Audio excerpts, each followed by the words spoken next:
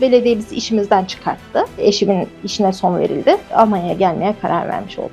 Uzun yıllar dershane öğretmenliği yaptım. Kayseri'de 11 yıl daha öğretmenlik yaptım. Doktorlar, eczacılar, onların özel kursları oluyor. O kursları veriyoruz. Onların muhasebesini tutuyorum.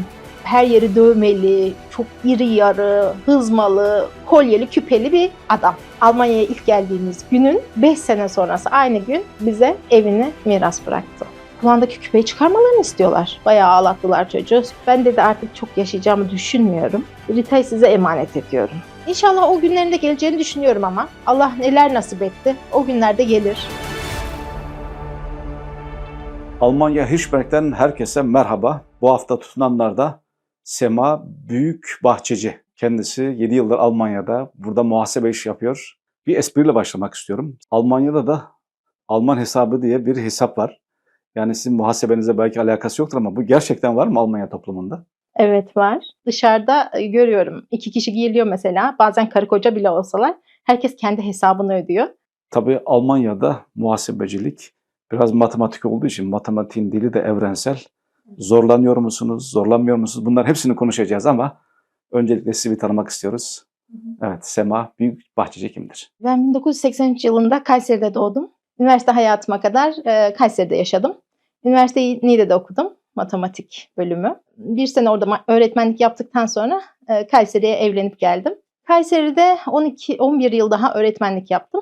Uzun yıllar dershane öğretmenliği yaptım. Kaymek belediye kurumları vardı. Dershaneyle oranın bir anlaşması oldu ve ben Kaymek'te çalışmaya başladım. 17-25 Aralık sürecinde politik sebeplerden dolayı evet sıkıntılar yaşandı ve belediye bizi işimizden çıkarttı. Eşimin işine son verildi. O sırada ben başka özel bir okulla anlaşmıştım. Tam başlayacağım sırada eşimin işi bahane edilerek beni de işten çıkarttılar o özel okul.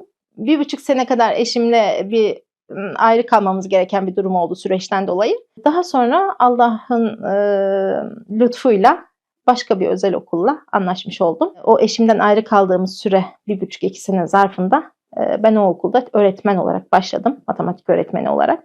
Daha sonra da eşimin çıkmasıyla biz Almanya'ya gelmeye karar vermiş olduk. Eşinizden ayrı kaldığınız bu 1,5 sene içerisinde çocuklarınız hem anne hem baba olmuş oldunuz. Evet. Ya o zamanki duygularınız nasıldı, bir anlatabilir misiniz? O zamanki duygularıma girersek çok gözlerim dolar.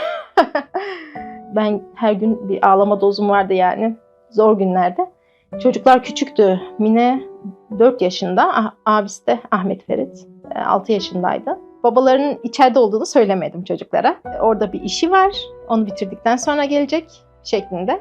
Onları o şekilde oyalıyorduk. Ama haftalık görüşlere gittiğimiz zaman falan da görmelerine rağmen Ahmet Ferit oğlum diyordu ki burası çok güzel korunuyor ya. Babamlar dışarıda tamamen askerler duruyor, polisler duruyor, işte silahlılar falan. Onları gördükçe sanıyordu ki o orada çalışıyor.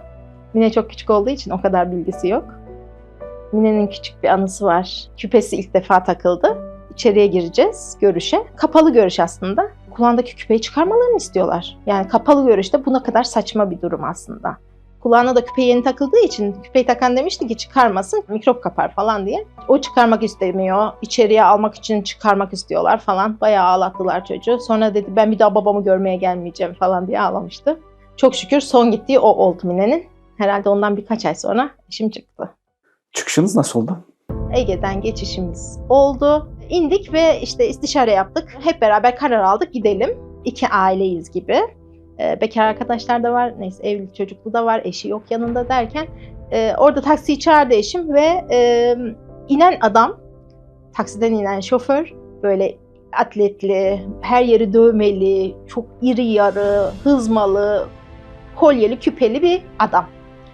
Arabaya bindik. Neyse başka bir taksi daha vardı. Diğerine de diğer aile bindi. Ve giderken eşim yolda anlattı. Dedi ki Türkiye'deki zulümden kaçıyorum. Bizim bir yere sığınmamız lazım. Bizi bir otele götürür müsün? Adamdan da korkuyoruz şimdi. Direkt polise de götürebilir bizi. Çünkü çok yaşanmış bir şey bu.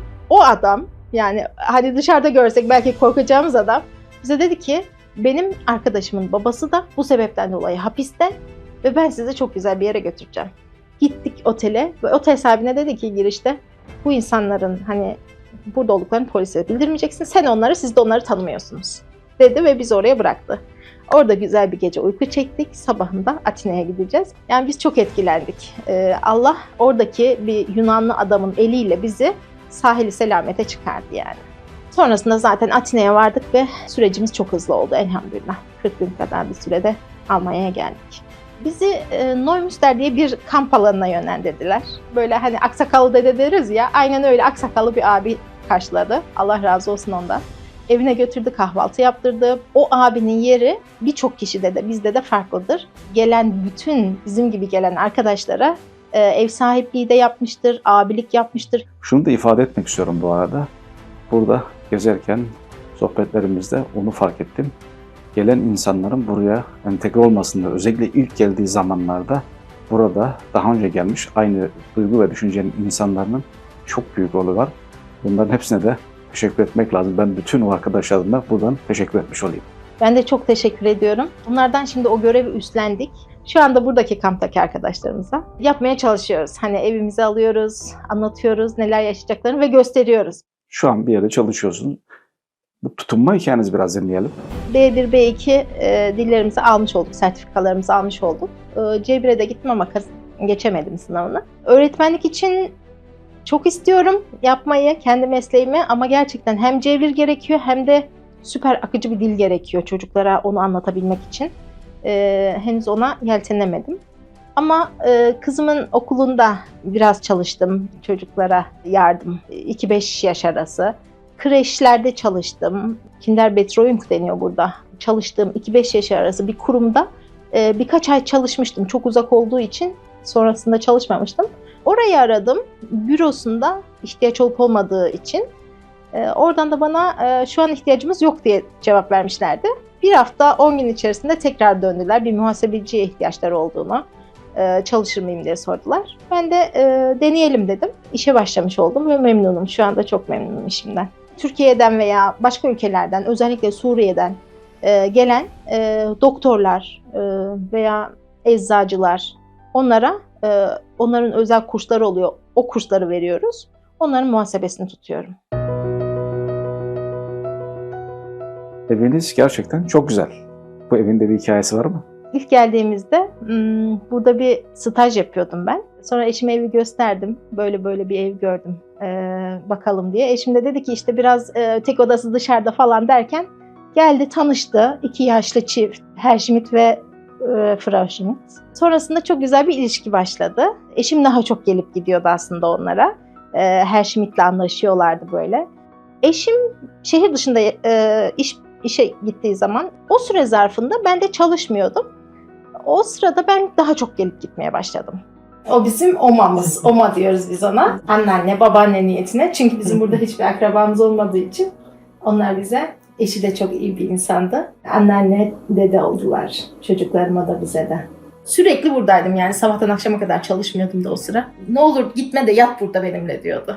Yani evim yukarısı olmasına rağmen bazen yemek indiriyorum hani akşam yemeğimize her gün olmasa da. Onun yemeğe veya başka bir şeye ihtiyacı yok. Dışarıdan da yemeğe geliyor. Kendisi de gidiyor. Hani parası da var gidebiliyor. Ama önemli olan insan istiyor. Yani konuşmak için, muhabbet etmek için. Yaşlı bir çift. Dibindesin. Ben Türkiye ile de konuştuğum zaman babaannem var, anneannem yaşıyordu. Onlar da ihtiyar. Onlara böyle bir tas çorba gitse mutlu olurlar. Aynen o şekilde ben de buraya ne yaptıysam getirmeye çalıştım. Herr Schmidt ve Rita'nın çocukları yok. Bir gün böyle sergiye gidiyorlar. Böyle küçük oyuncakların yapıldığı bir sergiye. Orada bu ikisini görüyorlar ve satın almak istiyorlar. Bunları kendi çocuğumuz diyorlar. Romeo ve Julia diyor Almanlar. Biz Juliet deriz ya. Onlar Romeo ve Julia diyor. Glaube ich auch. Aber Biz zufrieden. ich bin sehr zufrieden. Ja, Ja. mir geht's gut. Eşim bir keresinde sormuştu. Şimdiki sen olsaydın eskiden çocuk düşünür müydün diye. Evet diyor. Ama o zamanlar istememiş işte. Ama şunu da ekliyor bazen. Çocuğumuz yok evet ama olsa bile diyor hani şüphelerimiz var. Şu anda kaç tane Alman'ın çoluğu çocuğu geliyor, anne babasını ziyaret ediyor, ihtiyaçlarını karşılıyor diyor. Belki yine yalnız yaşayacaktık ve bu bize daha fazla acı verecekti. Belki çocuğumuz olduğu halde ilgilenmemek diyor yani. Ja, also die Tiere behandeln die ältere Menschen vis-à-vis die Deutschen. Muss ich sagen. Ya, Türkler Ja. Almanlardan çok daha iyi davranıyor yaşlılarına diyor. Wir haben die Tiere haben die ältere Leute pflegen die mehr wie die Deutsche. Die Deutsche kommen meistens ins Altersheim oder so und die Türke, die lassen die Eltern zu Hause und pflegen daheim. Türkler diyor yaşlılarına evde bakıyorlar. Yaşlandıkları zaman onlarla ilgileniyorlar. Onlara daha çok yardım ediyorlar. Ama Almanlarda diyor Altenheim diye işte Altersheim diye şey var. Yaşlı bakım evleri. Oraya gönderiyorlar diyor. Hiç yanlarından gitmeyelim istiyorlardı. Önce Herr Schmidt diyordu ki bizim yerimiz var diyordu böyle kanepeyi gösterip. Mehmet burada yatsa diyordu. Ben diyordum artık onu size vereceğim zaten diye. Hatta Herr Schmidt ölmeden dedi ki ben de evlatlık edinmek istiyorum ama bu yaşta evlatlık edinilmiyormuş. Hani eşimin yaşı büyük ya. Früher immer ein Geschäft, viele Leute, nicht? İşte Und jetzt so alleine, das, wenn jetzt niemand... Diyor ki eşinin işinden dolayı da zaten daha fazla insan eve geldiği için bir şeyler satın almak için veya şeyleri yaptırmak için işte eve geldiği için daha iyi oluyordu o zamanlar diyor. Şimdi de işte onlar yok ama onun yerine de biz varız. Eğer evde tek başıma yaşıyor olsaydım hani hiç kimse olmasaydı çok daha kötü olurdu diyor. burası aynı zamanda Herr Schmidt'in iş yeriydi. Hem saat tamiri yapıyor hem de satıyordu. O yüzden insanlar geliyordu. Ja, meine Freundin und ihren Freund, die haben gesagt, ich soll in das Hotel Rita'nın gehen. arkadaşı Rita'yı otele çağırıyor. Dans edelim diye. İlk defa bir dans kursu gibi bir şey var herhalde. Daha sonra orada dans etmeye başlıyorlar. Herr Schmidt'in de orada olduğunu bilmiyor. Herr Schmidt de yıllardır dans eden biri. Rita yanlışlıkla onun ayağına basıyor ilk defa dans ettiği için. Daha sonra Herr Schmidt de özür diliyor Rita'dan. Öylelikle tanışıyorlar. Sonrasında Herr Schmidt rahatsızlandı. Hastane işleriyle Rita'yı oraya götürüp getirmeyle ben meşgul oldum. Hastanede yattı uzun bir süre. İşte 3 kere ameliyat oldu. 3. ameliyattan sonra vefat etti. Eşinin vefat edişi. Sonrasında zaten böyle ben bir gün hiç gelmesem mesela ertesi gün geldiğim zaman uzun uzun onu anlatıp ağlaşıyoruz. O zor bir şey oldu Rita için. Birlikte ölecektik diyor yani. Hep öyle düşünmüşler ama takdiri ilahi. Ja, 50 Jahre zusammen, immer beisammen. Wir haben uns gut verstanden. Also es ist sehr schwierig. 50 yıldır beraberdik ve çok iyi anlaştık. Gerçekten çok zordu. Gut, dass ich so Leute bekommen hatte. Böyle insanlarla tanıştığım için çok iyi Das oldu noch diyor. konnte ich noch ein bisschen aushalten. Yani birazcık olsun dayanabiliyorum diyor. 2. ameliyatı olduktan sonraydı. Rita her zaman yanında gelemiyordu. Bir gün yine ben yalnız gittim. Hastanede olmasına rağmen bazı şeyleri istiyordu sürekli. Götürdüm. O gün yanına oturdum. Elimi tuttu. Ben dedi artık çok yaşayacağımı düşünmüyorum. Rita'yı size emanet ediyorum. Sema dedi noteri ara.